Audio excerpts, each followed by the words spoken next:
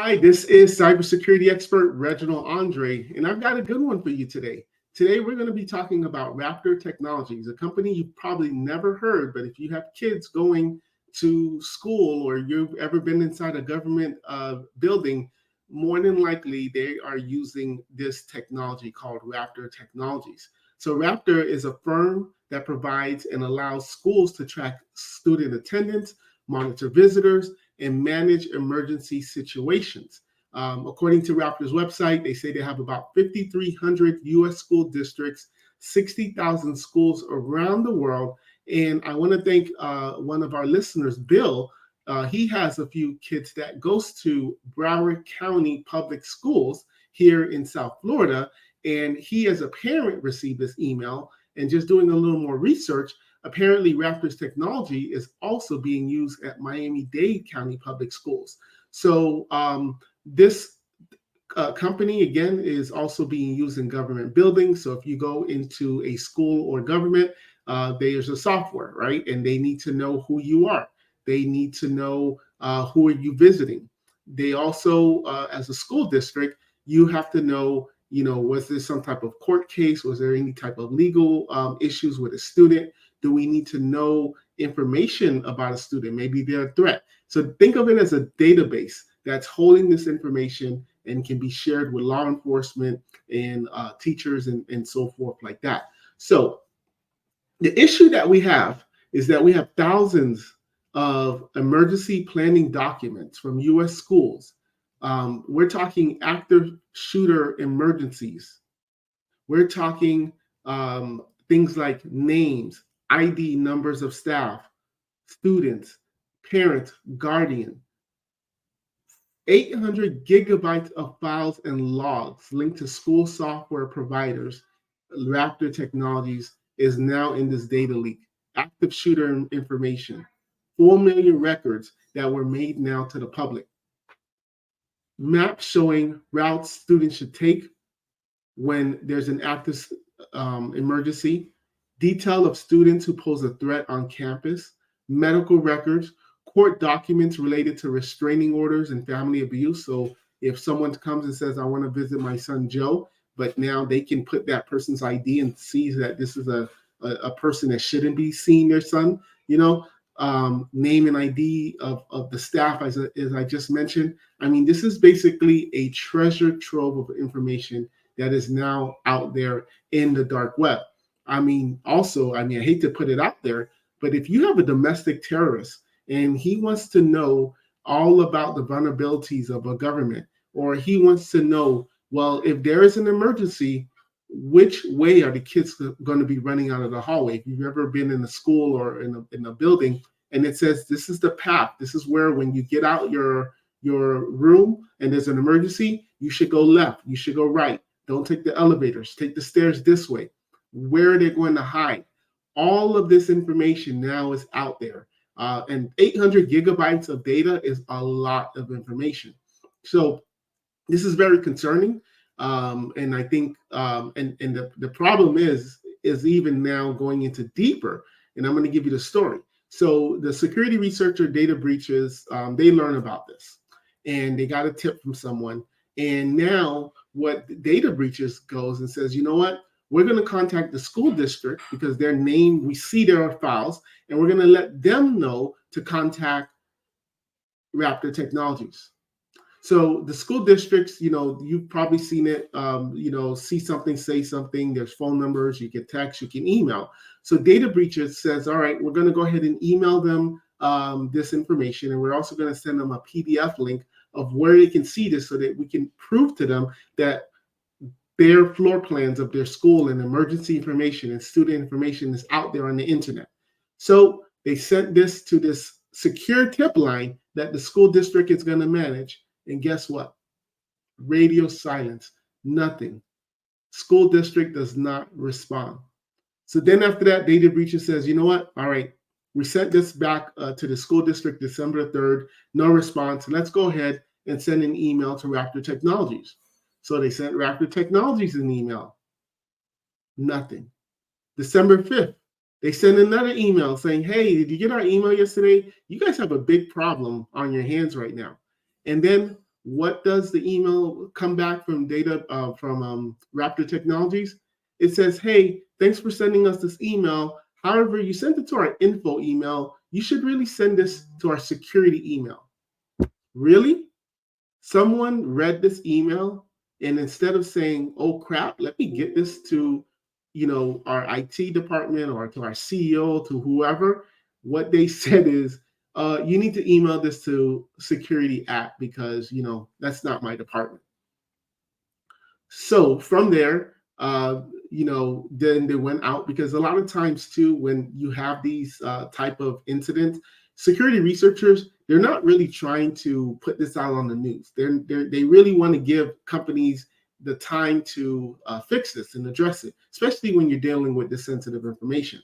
So finally, Raptor Technologies, responds, and it says, hey, as soon as we found out, we immediately implemented remediation protocols to secure the exposed data once we were contacted, and we started an investigation on the issue. And this is David Rogers, who's the Chief Marketing Officer at Raptor Technologies. He also said, we have communicating with all Raptor customers. There's no indication at this time that any such data was accessed by third parties beyond the cybersecurity researcher and Raptor Technology personnel, adding there is no reason to believe that there has been any misuse of information. Come on, really? You mean to tell me that this was out on the internet for at least 3 days, maybe more? We don't know, because they're not telling us. And you really think that one security researcher only saw this? You don't think hackers, nation state countries now downloaded this? Of course they're not going to tell you. And of course there's no indication, there's no indication at this time that this data was accessed by third party beyond the cybersecurity researcher. All that means is nobody else has told you. I can guarantee you that hackers have this information, and now they're going to say, how do we monetize on this? Do we just sell it on the dark web and just list every school? Do we go back to Raptor and say, hey, if we're going to release this on the dark web unless you pay us X amount of dollars? Do they sell this to other countries? Again, domestic terrorists. I mean, there's so many avenues this can go. And I'm very, very surprised that this was their answer about there's no indication. That's a textbook lawyer talk. There's no indication at this time. That's what the lawyers want them to say. This is to protect themselves. But you, as a parent, now need to be concerned, because Bill, who sent me this document, and maybe I'll share my screen and show the actual notice. But you as a parent, you have to be concerned now, because the name and ID numbers of your kid is out there. And you may be like, oh, what can we do with that? There's a lot of information, especially maybe you did have a family member that had some type of legal issue, or there was some type of personal information where the courts were involved, and you had to submit that to the school. You don't want that information out in the public, right? You don't want that information out there. Your kid may have gone through some type of trauma or something, and restraining orders have to be involved, and this is under family court, so it's sealed, and none of that information can be out there. But guess what? Now your kid's information is probably out there. So what I'm going to do now, I did mention I'm going to see if I can share my screen. I want to respect who gave it to me, so I should have just done the screenshot. So I'm going to do that real quick, just so you can see the notification that Broward County Public Schools gave. And I'm going to just do this. All right, here it is here. So I'm going to do a screenshot. That way I don't share who sent it to me, because he sent it to me from his work email. And I'm doing a screenshot now. And now I'm going to go into my present. This is live, guys. So I'm going to go present, share screen. And let's see what it's doing. 1 second, guys. Bear with me here. All right, here it is. So this is so you can see it.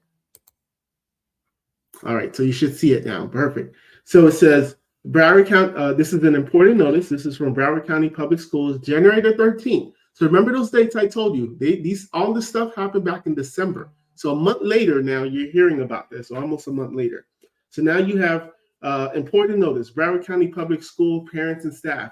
Raptor Technologies, the district visitor management system, has informed Broward County Public Schools of a national data breach impacting approximately 4 million records. Now, just so you know, I've read articles where it's way more than that. We're actively working with Raptor Technologies to understand the impact for Broward County Public Schools, if any, yeah, right. Of course, it's if any, and will ensure all individuals who may have been affected are notified. That's basically any student, since they've been using the system, who has an idea of who's visited. And that's going to be so expensive. I highly doubt they're even going to even try to do that. Please note that all Broward County public school systems are operating normally. So yeah, that's okay that they are operating normally. I agree, because this is what you call a third party vendor, a third party vendor that got compromised. So yeah, all their systems are working fine.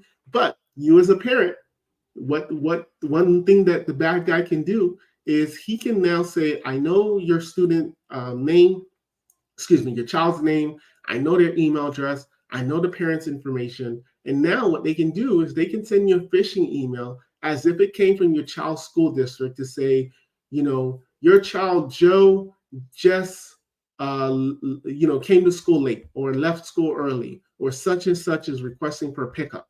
Then you click on that email. It's going to take you somewhere to log in to view the message. And it's going to probably have maybe a picture of your child, the student ID, and you're going to be frantic. You're not like, wait, someone's trying to pick up my child. What is this? You're going to log in. They may say, use your Microsoft 365, use your Google, your Gmail to log in, and boom, they got your information. So this is going to be a huge issue.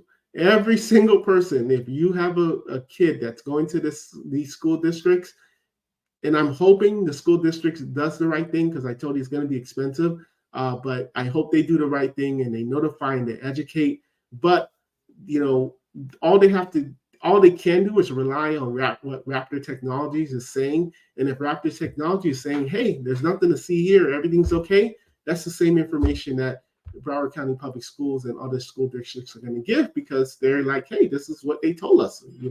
It's their software. So this is going to be interesting.